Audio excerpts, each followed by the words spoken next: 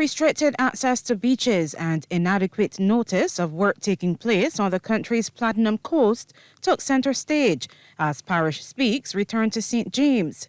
Fisherman Samuel Innes is concerned residents of Paynes Bay are in the dark about work being done there. It should be a national policy that if you have to carry out any work on the beach, you need to put up a billboard, who doing the work, what is being done, the length of time, and what it's going to achieve.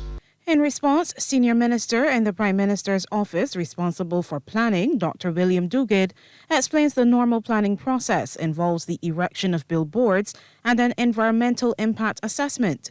However, he notes a lot of work being done now is as a result of extensive damage caused during the passage of Hurricane Beryl. You have people who had damage to their properties. So they have an opportunity to do what's called emergency repairs. Emergency repairs means that they contact Coastal. They don't have, in order to protect their properties, they don't have time to go through the long planning process.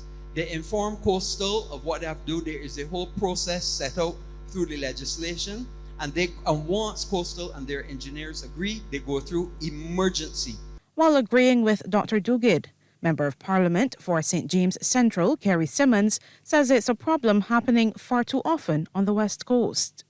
Where you are taking a customary walk on the beach on a morning, all of a sudden you are told you can't pass there, and you do not know why you can't pass, you do not know how long this construction is going to take place, and nobody is communicating with you.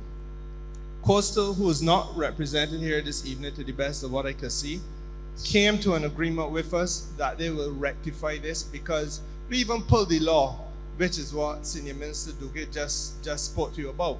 But as it is true that in an emergency it is very difficult to do those things. But all the cases that are impacting this coast are not emergency.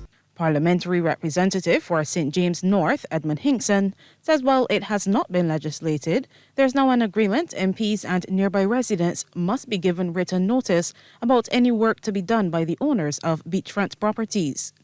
Because you can't wake up a morning and go to the beach that you've been going to every morning for years, and your mother and your grandmother too, and then find suddenly that you can't get through because the big crane on the beach and rocks on the beach. Well, that is not fair to Barbadians. Minister Simmons has suggested government may have to dedicate resources to ensure beach access points are better maintained going forward.